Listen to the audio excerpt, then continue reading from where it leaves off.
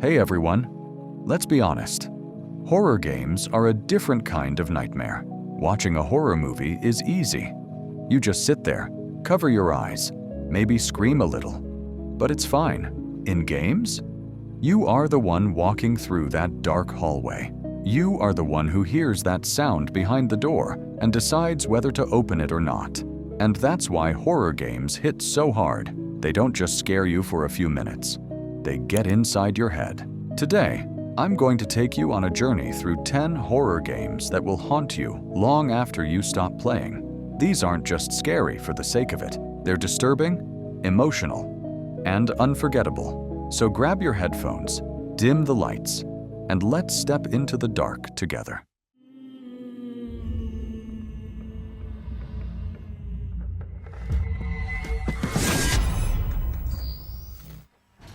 Let's start with a masterpiece, Silent Hill 2.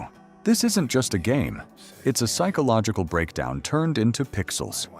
You play as James Sunderland, a man who receives a letter from his wife. The only problem? She's been dead for years. The letter tells him to come to Silent Hill, a fog-covered, empty town that seems to exist outside of time and space. As James searches for answers, he's forced to face monsters that represent his own guilt, trauma, and denial. One of them, Pyramid Head, has become iconic, but what makes him terrifying isn't his weapon. It's what he represents: punishment. James's own guilt given shape. The original came out in 2001 and completely redefined horror storytelling. No cheap scares, no endless shooting, just atmosphere, symbolism, and a story that digs deep into human psychology. And now, the remake is coming in 2025, rebuilt from the ground up in Unreal Engine 5. The lighting, the fog, the town, everything looks painfully real. But what makes Silent Hill 2 truly scary isn't what you see. It's what it makes you feel. That guilt, that isolation, that realization that maybe the monster isn't out there. It's you.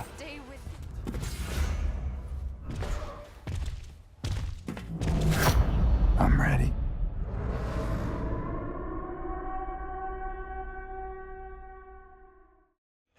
If Silent Hill 2 is about guilt, Alan Wake 2 is about madness. Remedy Entertainment took what they started in the first Alan Wake and went absolutely wild with it. You play as two characters, Alan Wake, a writer trapped inside his own nightmare, and Saga Anderson, an FBI agent investigating ritualistic murders that might be connected to Alan's writing. The game jumps between both of them, blurring the line between fiction and reality. Every time you think you understand what's happening, the story changes. The walls literally shift. Rooms melt into darkness. Whole locations appear and vanish as if the world itself is rewriting. The atmosphere is unmatched. The lighting system is insane. Everything feels cinematic, like you're in a Netflix horror show. And the sound design? Creepy whispers, old radio static, faint breathing behind your back. It's beautiful and terrifying all at once. What really makes Alan Wake 2 special is that it doesn't rely on cheap scares. It makes you question everything. What's real? What's written? Who's actually in control? It's psychological horror at its absolute peak. Something's not right! Easy now. Now this game changed everything. After years of action-heavy Resident Evil titles, Capcom brought the series back to pure, claustrophobic horror. You play as Ethan Winters, an ordinary man searching for his missing wife. The trail leads him to a creepy plantation house in Louisiana. At first, it seems abandoned, but then you meet the Bakers. This family feels like they walked straight out of a nightmare. They're infected, insane, and completely unpredictable. One moment, Jack Baker is talking to you at the dinner table. The next, he's smashing through walls, screaming your name. Resident Evil 7's switch to first person changed everything. Suddenly, you're in the house. Every creaking floorboard, every flickering light, It all feels personal. You can almost smell the rot. The game isn't just scary, it's stressful. You're constantly managing ammo, health, and courage. It's disgusting, intense, and brilliant. The perfect return to the roots of survival horror.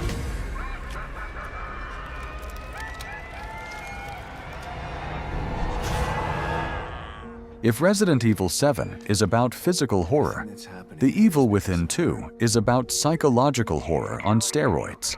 You play as Sebastian Castellanos, a detective who enters a nightmarish simulation called STEM to find his missing daughter. Inside STEM, nothing follows logic. Streets bend into the sky, walls breathe, corpses whisper, and monsters crawl out of human memories. It's like walking through a surreal dream, one that keeps collapsing into itself. What makes The Evil Within 2 so good is how it balances action and atmosphere. You get weapons and freedom, but you never feel safe. Even open areas feel wrong. Too quiet, too empty. Like something's always watching. It's a story about loss, obsession, and facing your own fears, wrapped in some of the most twisted visual design ever created. This is the kind of game that doesn't just scare you, it makes you uncomfortable with being human.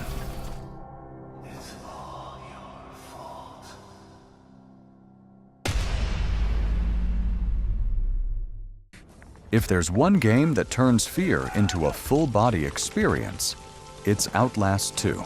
You play as Blake Langerman, a journalist searching for his missing wife after a helicopter crash in the Arizona desert. What you find instead is a nightmare. A small, isolated village full of religious cultists who think you're part of their prophecy. There's no gun, no knife, no way to fight back, just a camera with night vision and your heartbeat pounding in your ears.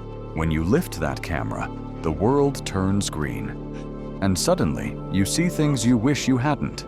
Figures standing just outside the light, whispering your name. The scariest part of Outlast 2 isn't even the monsters. It's the confusion between reality and hallucination. You start having visions of your childhood, haunted by guilt and trauma, until you can't tell what's real anymore. Every sound, every shadow makes you flinch. It's intense, emotional, and by the end, you feel like you barely survived with your sanity intact.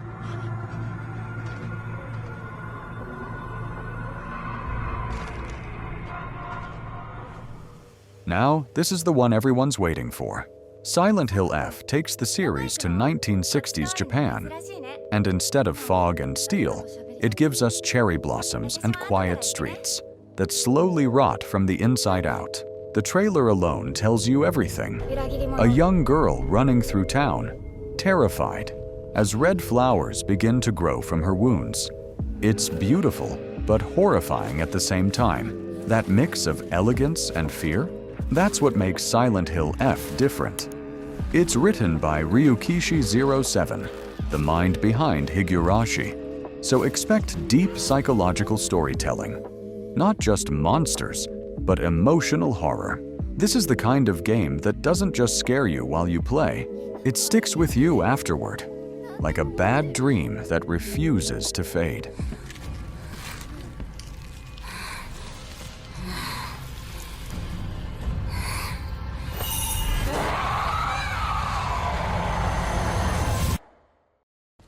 If there's one word for IL, it's disturbing. This upcoming horror game looks too real. The lighting, the skin textures, the movement, everything feels alive. But wrong. You play as a man trapped in a decaying world filled with mutated creatures that look half human, half insect. The gore isn't cartoonish. It's organic. It moves. It breathes. You can almost feel the infection spreading through the environment. The devs said they want to make horror feel physical again. Not just jump scares, but fear that makes your stomach turn. And judging from the footage we've seen, they're succeeding. ILL looks like it's going to redefine what body horror means in games.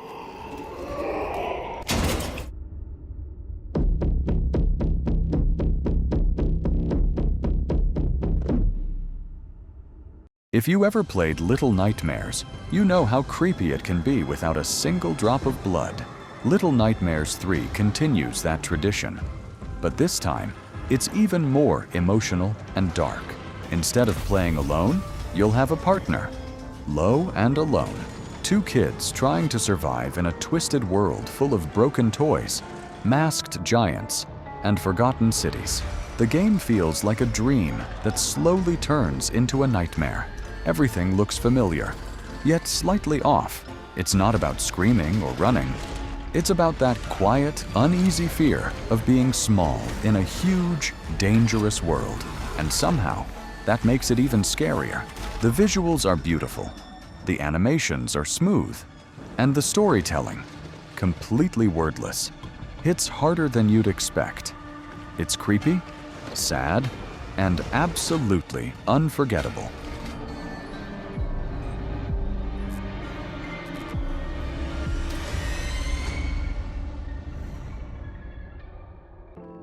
Now, Scorn isn't for everyone, but if you love atmosphere, this is one of the most unique horror games ever made.